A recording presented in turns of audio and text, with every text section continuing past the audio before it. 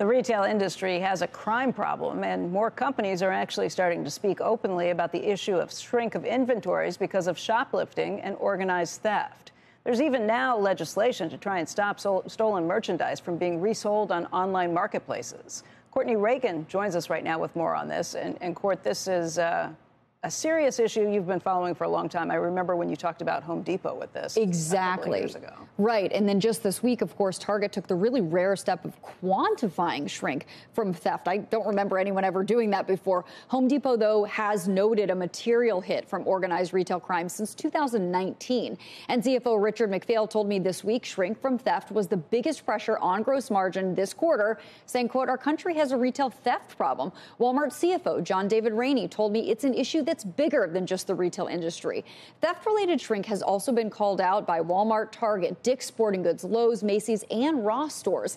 71% of retailers surveyed by the Loss Prevention Council, Research Council, say ORC has increased, with the biggest increases seen in Pennsylvania, Maryland, Delaware, California, Alaska, Washington, and Mississippi. This week, New York City Mayor Eric Adams said retail theft was up 44% in 2022 from the year prior.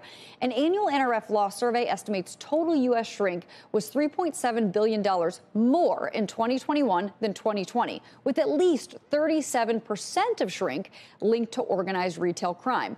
Why is this happening? Well, online marketplaces, social media, and peer-to-peer apps make it easier to sell stolen goods, and they're harder to police. Thieves can quickly change and create profiles and accounts. Online options also drive what is stolen, items that are more easily resold, not necessarily items that are the highest value. And further, ORC ranks instruct criminals to steal just below the felony threshold, between $1,000 and $1,500 in many states. So areas with higher thresholds often have higher instances of ORC.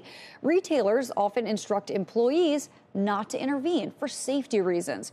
Tragically, a Home Depot employee in California confronted a thief in April and was killed as a result.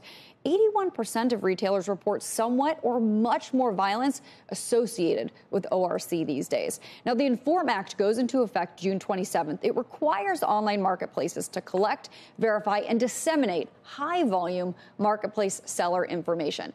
Theft, of course, dents profitability, but it also lowers tax revenue and could raise prices and annoyance for honest shoppers. 60% of consumers surveyed by Bazaar Voice for CNBC have noticed more items locked up and with security tags. So it's a delicate balance trying to protect your merchandise, but not make it such a pain for everybody else that's trying to shop honestly. It's a societal problem. Absolutely. I mean, you can see it in the stores here that are gone, right behind us in Times Square. You can see it in other places, too. I was just talking to somebody this morning who said in one of the stores by her, they're now locking up the ice cream because people are even walking out with that. There are so many levels to this. But let's just focus on the online stuff that you just talked about. The idea that they're going to have to catalog high volume merchants. OK, that's fine. But then they're just going to open a bunch of smaller accounts and get around it. Is there some point where they actually say that Amazon, the giant that it is responsible for anything that is sold, that is stolen on its platform? Yeah, I mean, is there some point where they say Facebook Marketplace is actually responsible for it? Because if stolen goods were being sold in an actual storefront, that store would be responsible for it. Absolutely. Right. This is such a game of whack-a-mole, to your point, because if it's high volume sellers, but then they create smaller accounts or they divide it all up, or the peer-to-peer websites.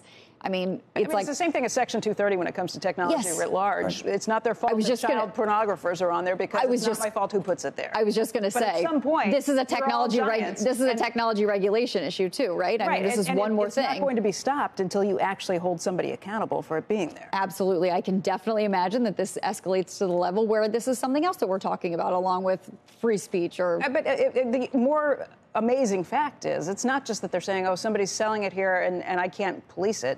They're profiting off of every stolen bit of goods that is stolen. They are. I mean, obviously, the way that these marketplace sellers work is that they pay for a fee to list the item. They may not actually get a percentage of the sale. But yeah, and also, to be honest, consumers, too, were a little bit responsible. I mean, if you're buying toothpaste that's $2 cheaper from a marketplace seller than from Walmart's first-party owned product, like, why do you think that is? Right. I mean, there's no way this smaller seller can get toothpaste at a cheaper price and sell it to you, right? So we also all need to be a little bit aware as buyers, too, when we're buying online.